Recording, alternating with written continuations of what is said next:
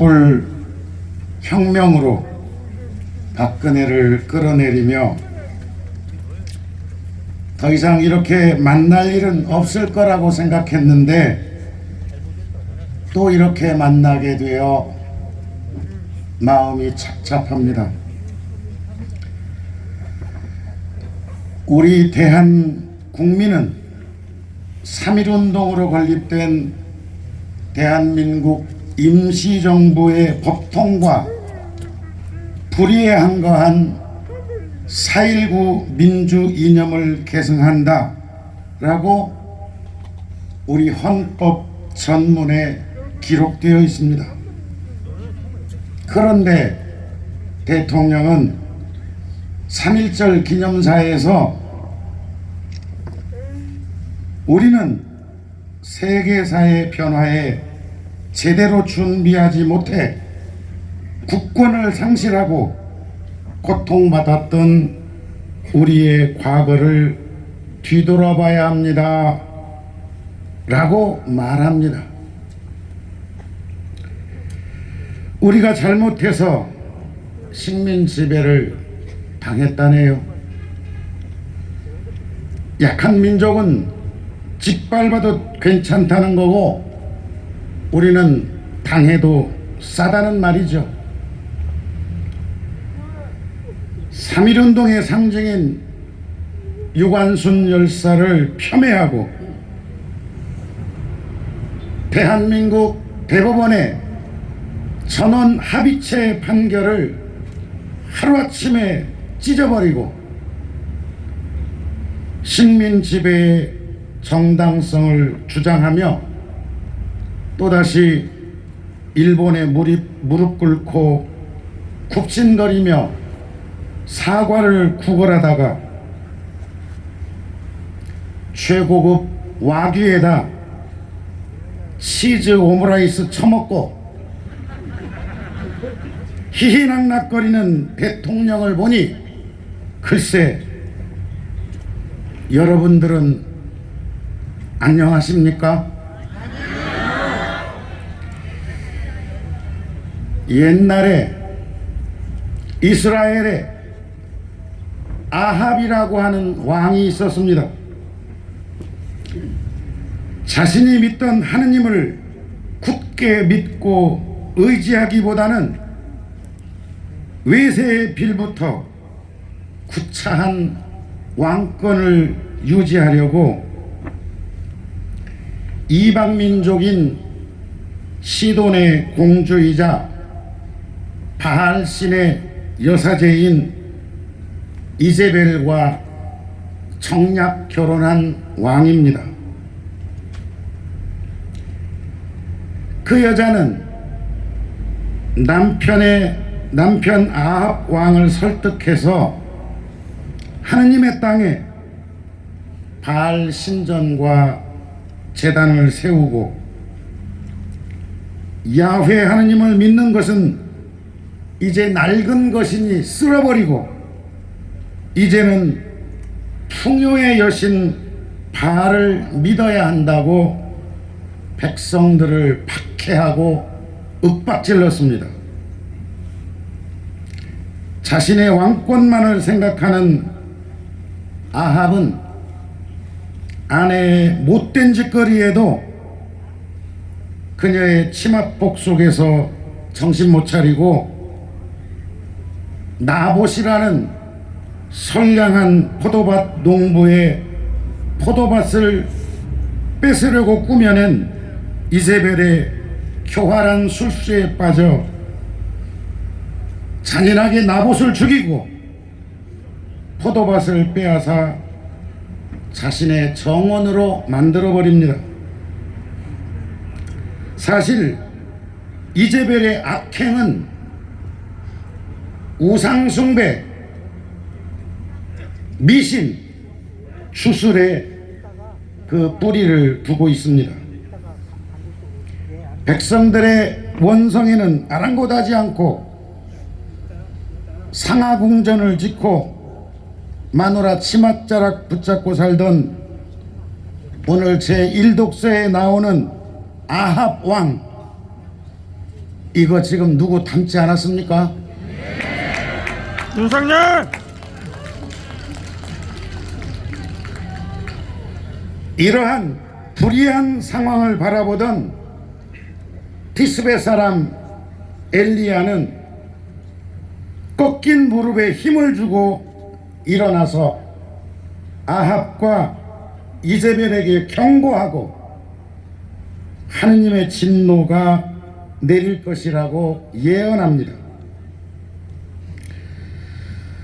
하느님의 백성을 다스리는 임금이 하느님께 충실하지 못하고 양다리 걸치고 바른 길에서 멀어지면 그들의 잘못을 지적하고 다시 하느님께로 돌아오라고 촉구하는 것이 예언자의 일입니다.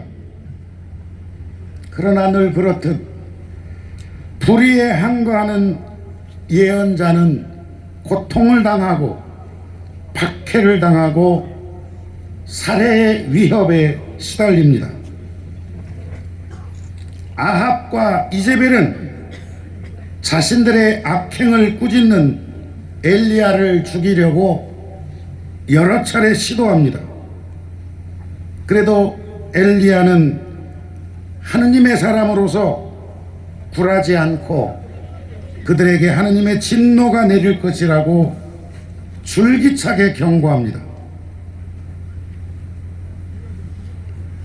그러는 엘리야에게 아합 왕은 오히려 당신은 이스라엘을 분열시키고 불행하게 만드는 사람이라고 억지를 부립니다. 누가 누구를 나무랍니까?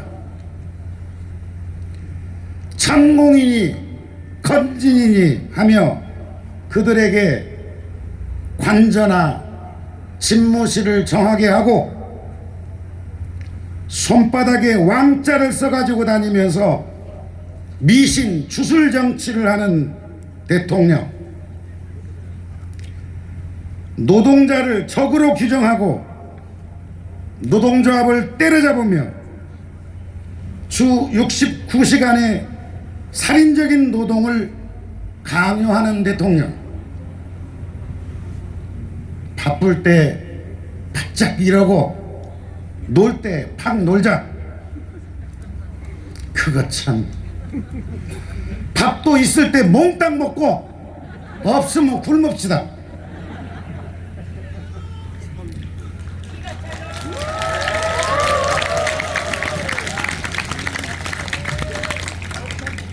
젊은 사람들 육아도 몰아서 합시다.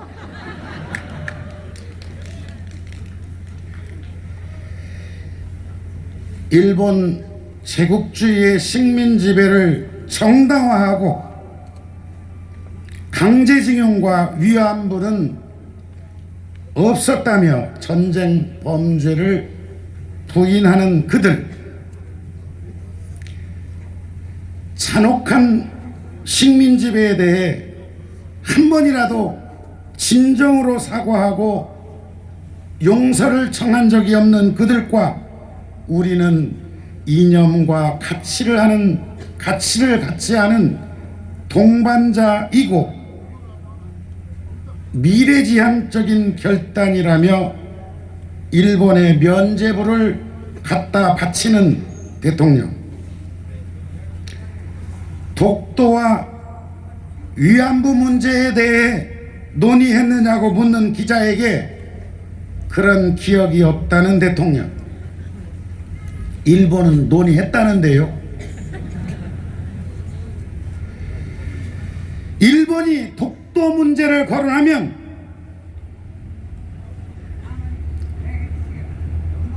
독도 문제 건들면 이제 한일 관계는 없어 하고 자리를 박차고 나왔어야 하는 거 아닙니까?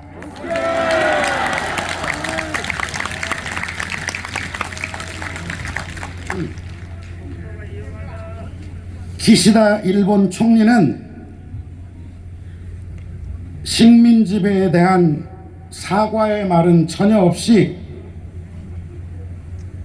역사 인식에 대한 역대 내각의 입장을 전체적으로 계승한다는 교활한 말을 했습니다. 거기에는 98년 김대중 오부치 선언만 있는 게 아니죠. 뒷세대의 아이들에게 사과를 계속할 숙명을 지게 해서는 안 된다라고 말했던 아베의 담화도 포함되는 것입니다. 6살 때 아버지와 일본에 체류했던 대통령은 얼마 전 일본 신문과의 인터뷰에서 자신은 모든 일본 음식을 좋아하고 일본 드라마는 꼭 챙겨본다네요. 딱 일본 놈이죠.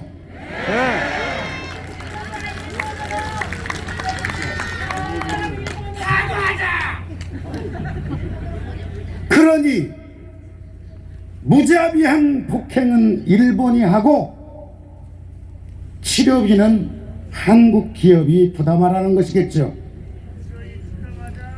저는 중국 시진핑이가 3번이나 대장을 연임하고 최고위직에 모두 자신의 비서실장 출신들을 내리꽂는 중국을 보면서 야, 시진핑 1세기구나. 그래도 그들이야말로 일당 독재 국가니까 그러려니 했습니다. 그런데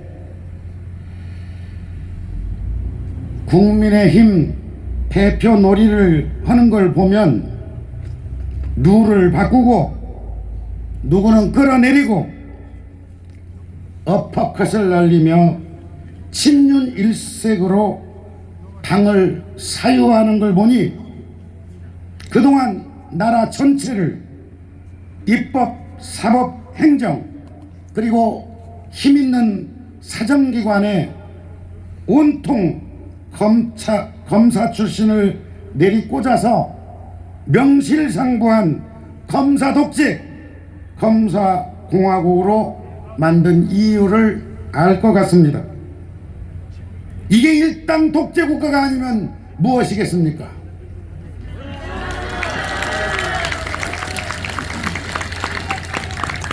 며칠 전에 한국 야구가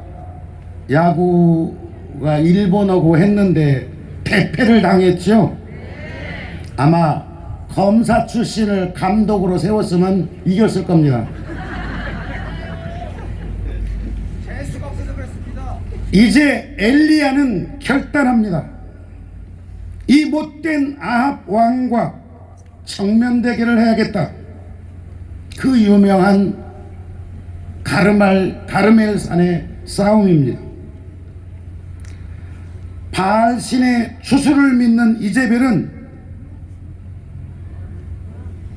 바알 예언자 450명과 아세라 신의 예언자 400명을 보내어 홀로 서 있는 엘리야와 대결합니다. 임금과 왕비의 빌부터 먹던 거짓 예언자들은 자해를 해가면서까지 자신의 신을 불러댑니다.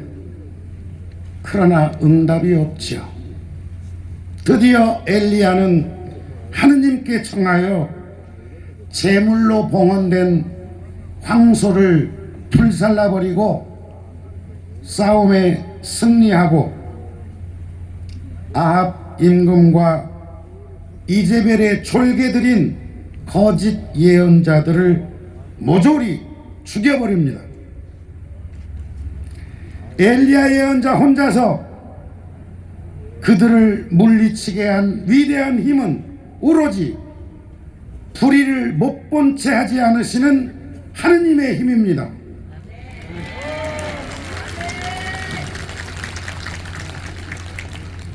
오늘 복음에는 마귀가 등장합니다.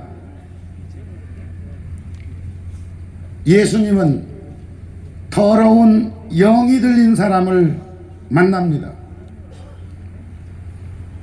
얼마나 힘이 세고 무지막지한지 그 누구도 그 마귀 들린 사람을 통제하지 못합니다. 쇠사슬로 묶고 족쇄를 채워도 소용이 없습니다. 아무 데서나 고래고래 소리를 지르고 밤낮으로 문제를 일으킵니다. 요새 그 지독한 마귀 들린 사람은 전 국민에게 듣기 평가도 강요했지요. 날리면이라고 했어? 고래고래 소리 지르고 눈을 부릅뜨면서 말입니다. 민주정부에서 군사독재 시절 만들어 놓은 악법들을 뜯어고쳐서 튼튼한 족쇄로 민주주의의 기초를 세워 놓았는데도 시행령으로 꼼수를 부려 독재 시대로 회귀합니다. 예수님은 더러운 영아 그 사람에게서 나가라 하고 외칩니다. 우리도 한번 해볼까요? 더러운 영아 그 사람에게서 나가라. 우리는 참담한 심정으로 그러나 단호한 결심으로 말해야 합니다. 헌법을 유린하고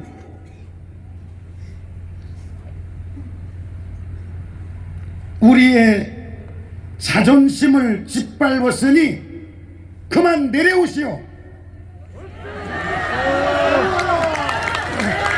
물러나라!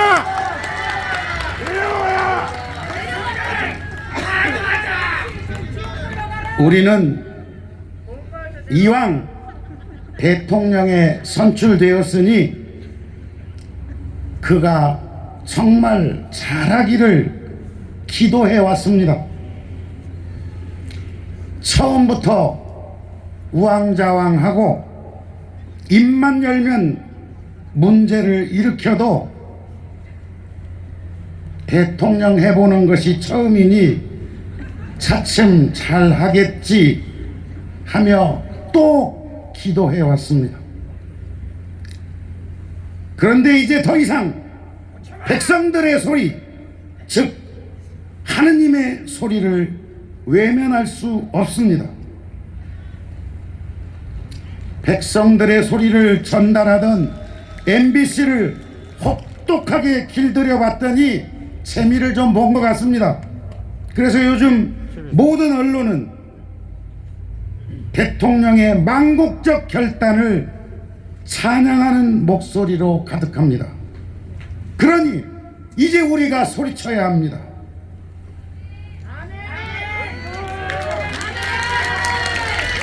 우리는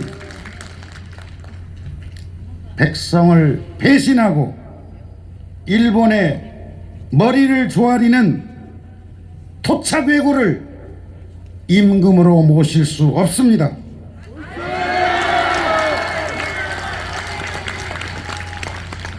우리 모두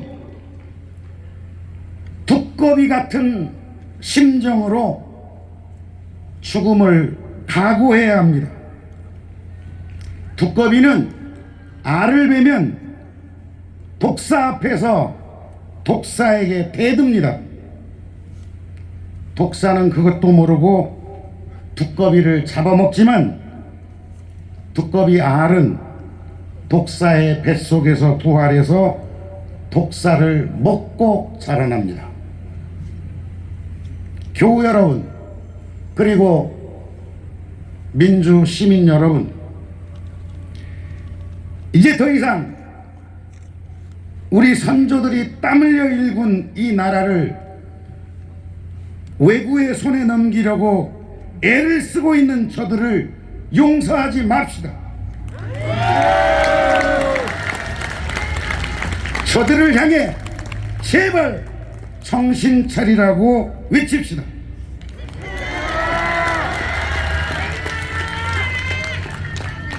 미국과 일본에는 살랑살랑 꼬리를 치면서 피해자 국민에게는 치유 대신 더러운 돈이나 받아먹고 떨어지라며 윽박지르는 그는 도대체 어느 나라 대통령입니까?